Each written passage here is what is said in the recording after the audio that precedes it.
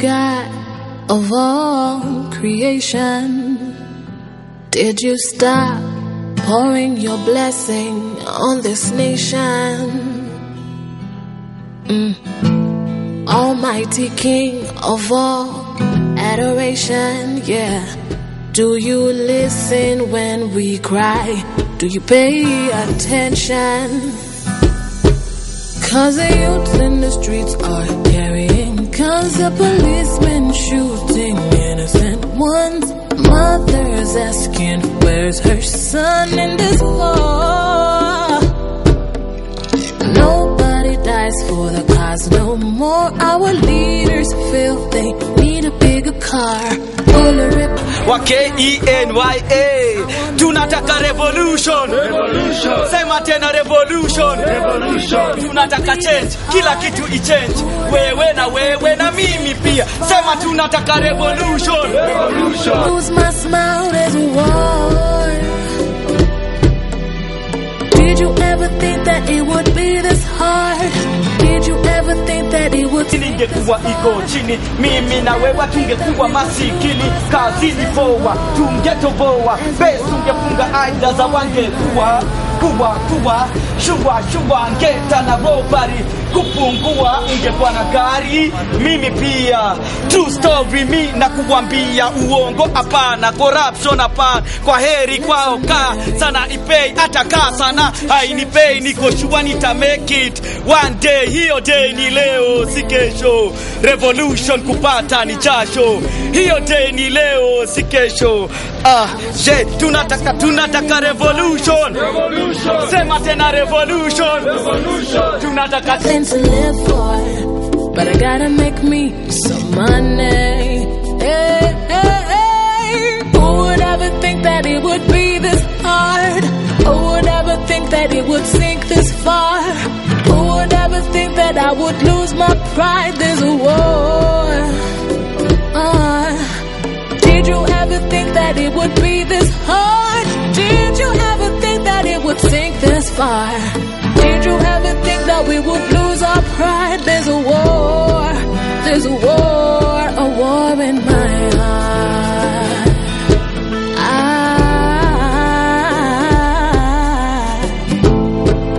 There's a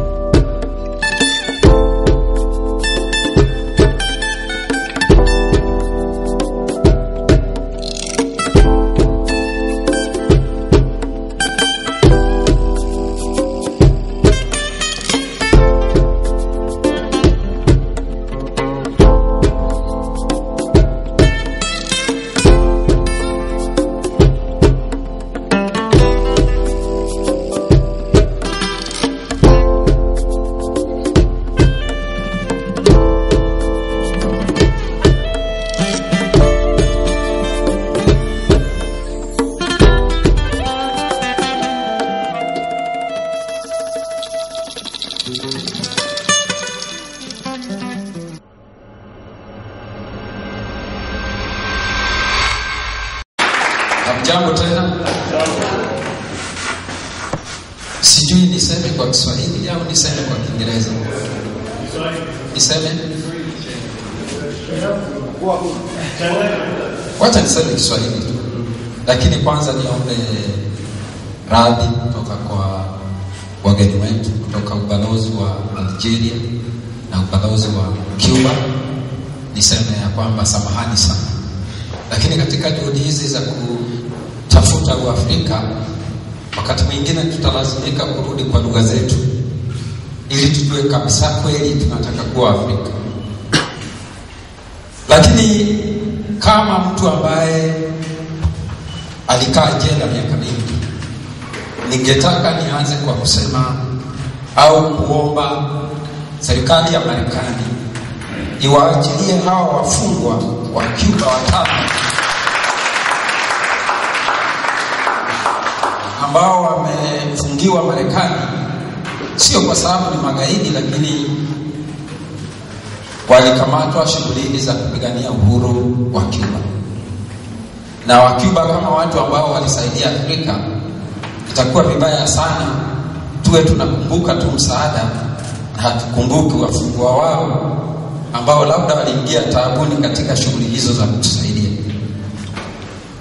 Kwanza niseme mimi nilikuja hapa kujikumbusha Uafrika wangu, kwa sababu kusema kweli nadhani tuna tatizo, kama Mnuvi alivyosema, tuna tatizo kubwa ya kwamba katika siku kama hii ya kukumbuka au kuadhimisha uhuru wa Afrika, hatuna mabalozi kama alivyosema ndugu Gashishi. Hakuna watu wametoka balozi za Afrika kuwemo katika mkutano huu, na sidhani wana mkutano mwingine wao pahali pengine. Ukweli ni kwamba hakuna uhuru wa kukumbuka wa Afrika, na huenda iwe kwa kweli hakuna uhuru. Labda sisi tumekuwa tukijidanganya kwamba tuko huru na tuna uhuru wa kusherehekea, kwa sababu ni aibu kusema kweli ya kwamba Afrika haiwezi kukumbukwa katika Afrika. Hivyo hivyo wakati mwingine huko Kenya, lakini unajikuta katika hali ya kusahau Kenya. Na ndio sababu nikasema wacha nije katika huu mkutano nijikumbushe kwamba mimi ni Mkenya. Kwa muda mrefu tumezoea sasa kujijua kama makabila yetu. Mkikuyu ndio, lakini Mkenya Mwafrika hata ndio iko mbali zaidi. Na katika hili ningetaka kukumbuka neno moja nililosoma kutoka kwa Samora Machel. Alisema ya kwamba ukabila ulikuwa umeua taifa katika Msumbiji. Na hilo alilolisema tunaweza pia tukalisema kuhusu nchi yetu, ya kwamba ukabila umeua Kenya, na ukabila huo umeua Afrika. Kwa sababu huwezi kukosa kujitambua kama Mkenya ukajitambua kama Mwafrika, haiwezekani. Kwa hivyo nadhani hiyo ndilo tatizo letu, na niseme shukrani ndugu Mwandawiro kwa kuandaa mkutano. Mikutano aina hii tunahitaji sana, lakini ningetaka kuomba watu wengine, unapoandaa mkutano kama huu, uite vyama vingine kama SS, kama CCM, tuungane tukiwa wengi, tuone kama kwamba kweli tunaweza kuanzisha safari hii mpya ya kujikomboa.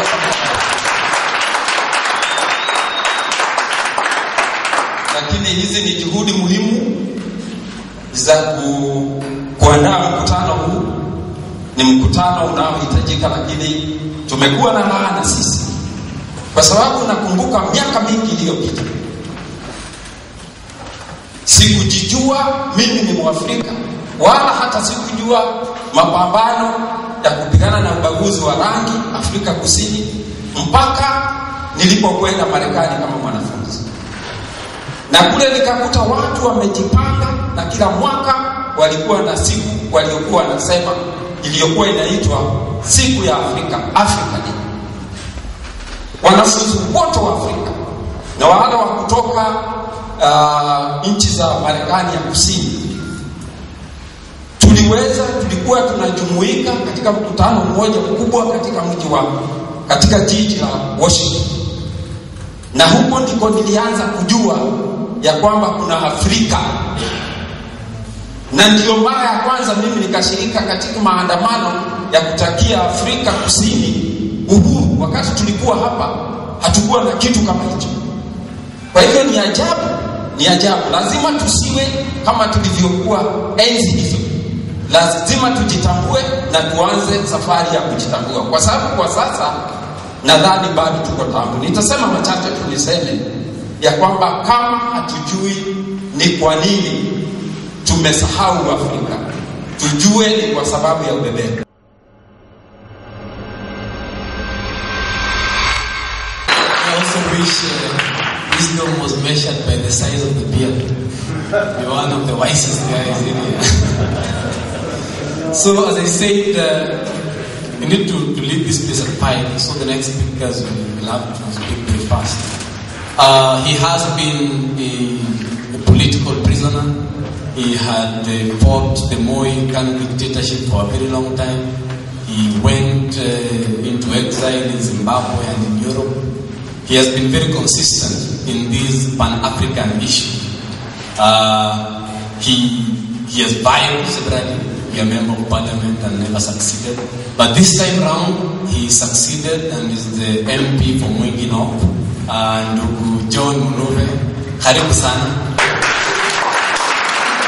He's one of the few consistent people that we have, and that know that we'll continue with the consistency and the friendship that he has had with the movements and also with all of us. Karibu.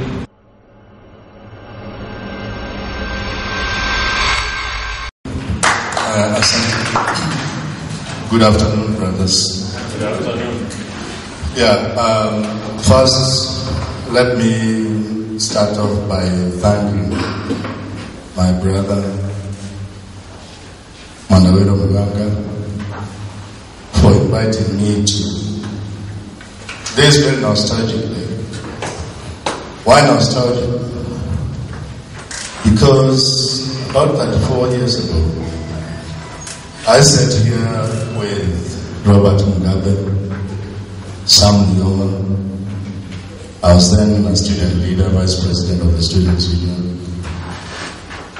In that time has gone, because the African Liberation Day, those days, you would sit outside, the corridor would be full, because this was the University of Nairobi. The only university there was no other. Today, there are so many seats, and still Ufungamano House is in the same geographical location.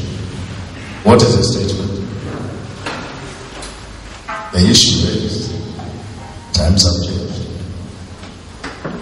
When we had that day here, the student leadership and our guests would pass through that door, because there will be no space. Mandawero is my witness on any of the stairs.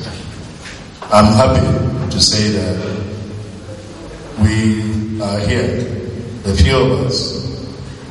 For me, a homecoming. But my last day here, we were in Savimbi, not Savimbi, but Samora Michelle. We had Mugabe. And today we are here. And South Africa is free. Through SWAPO and Quito, Bonavide, the big war waged by our brothers and sisters from Cuba, Namibia is free. And a lot of you, students of history, may not know there wasn't going to be any liberation of South Africa without Quito Bonavide. South Africa would not have been liberated without the Cuban brothers and sisters assisting our Namibian brothers and waging a war in Quito, which war led to plane loads. I don't like anybody there, but quite a few bags went into South Africa. These young people had been told, those people don't know how to shoot straight. They don't know anything about a gun. But when they enter Quito, a lot of apartheid soldiers, some of them young people who did not know anything, were killed. The South African people said, you cheated us, brother.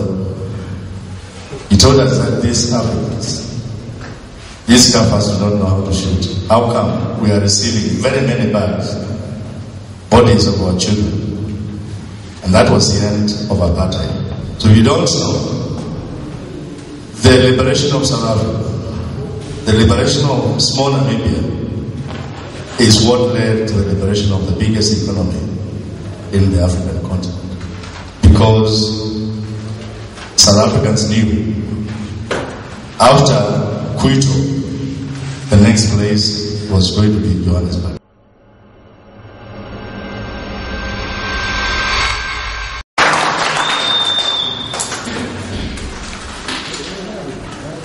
Only to say some words only. Africa Moja. So I would like to express my gratitude for the invitation from the All African People's Revolutionary Party, Kenya Charter, State of Africa Communication, Social Democratic Party, and Humanity United Forum Foundation.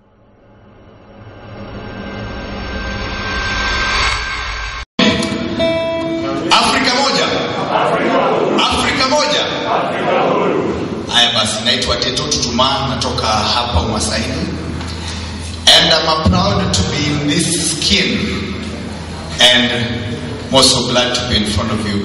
I'll start this with a quote from Fidel Castro, and he said, "We are living in the times with events moving faster than the circumstances under which we suffer. We must," end of quote.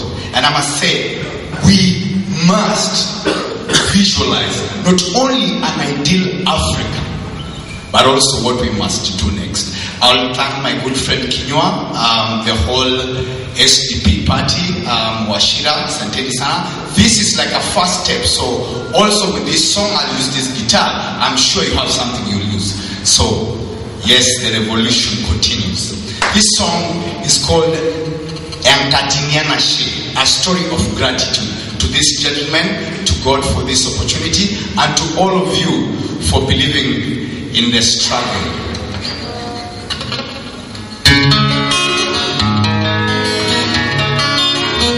I'm going to sing in Masai.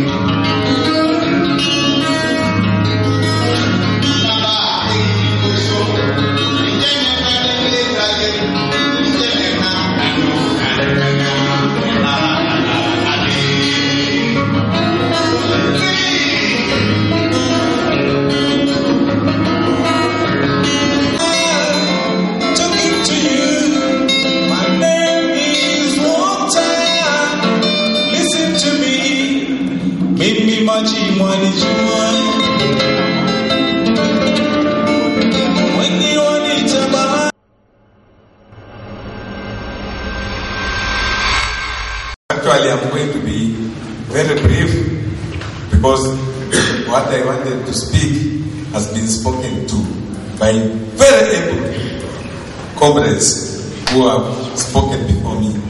What has been I wanted to speak has been spoken by Comrade Onyango Olo, Kacheke, Ndugukoigo Amwere, John Munuve, and the artists have performed. So I'll only go very fast. And the first thing is actually to request you. I think we should do that. We stand at least for 1 minute silence to remember all those Africans in Africa and the diaspora who resisted slavery and paid a lot of sacrifices. Those who really struggled and resisted the plunder of Africa during the mercantile period, the robbery of African primitive accumulation by Europeans, which started then. Those our forefathers, many of them, and there are very many artists of all forms, the writers. We remember even our own Chinua Achebe, who was buried last Thursday. We remember people like Alex Laguma, who was buried in Cuba, the great South African writer. We remember Shaban bin Robert, Mwafrika Imbe, one of the greatest African writers from East Africa and the Swahili language has ever produced. So we remember all those now who continue with the spirit of Pan-Africanism today. 1 minute silence.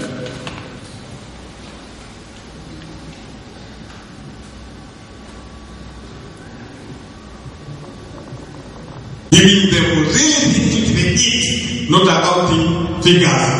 That's what I want to say. Regarding our narration, we were very highly privileged, and that is welcome for all of us.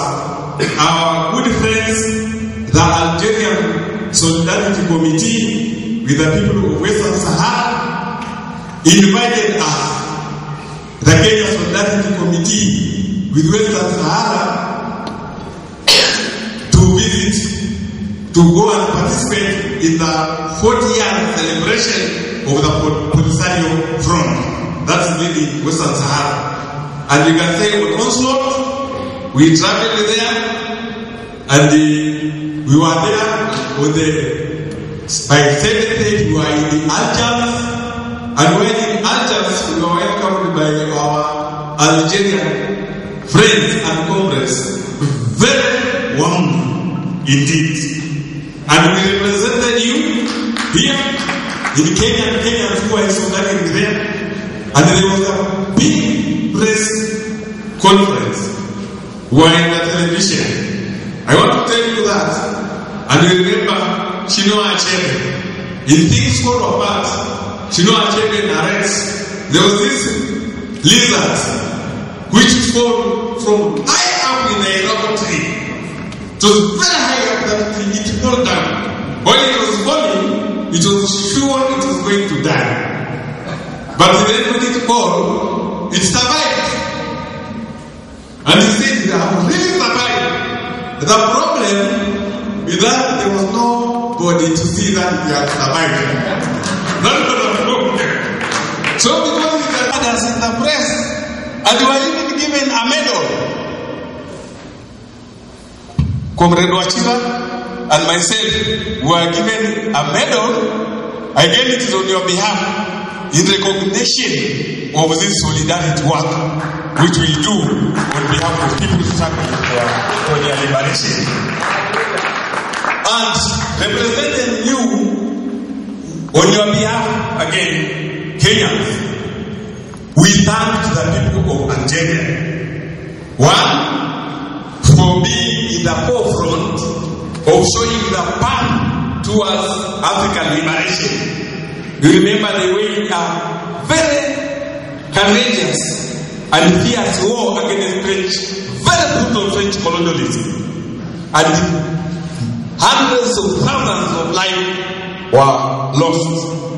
It was parallel during when we were having Mamao liberation here, and the people of Algeria were struggling there.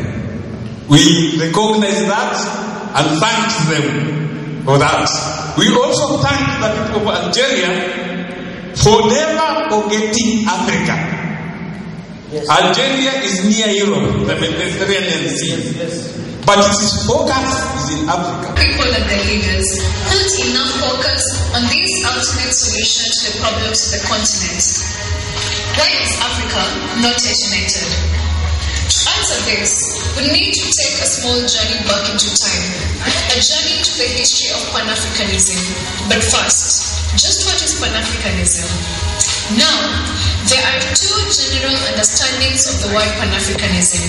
The first comes from the awareness that all black struggles are related and that Africans share a common past of oppression and that ultimately they share a common destiny.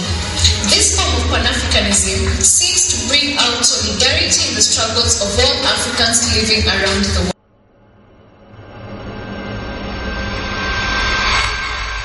Algerian ambassador to Kenya is called Saad Mandi, and also the Cuban ambassador to Kenya, Raul. The African ambassadors had their own commemoration today, but they decided that they'll come to this event in as much as that one was still continuing. So we thank you very much, and karibu sana. Another round of applause for them. So we'll have some interaction after the next speaker, but now we'll have a short break. Popular struggles for accountable democratic systems in Africa. And this was a truth everywhere in Africa, not only in Kenya. We definitely know is evil. Zionism is evil. It must be destroyed. We must all fight to liberate Palestine from Zionism.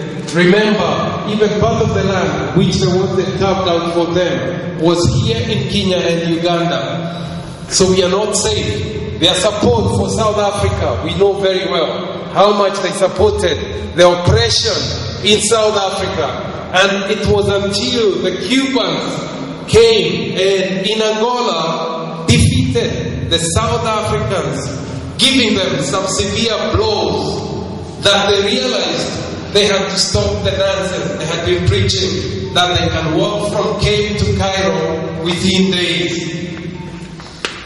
Struggle for Africa is our life.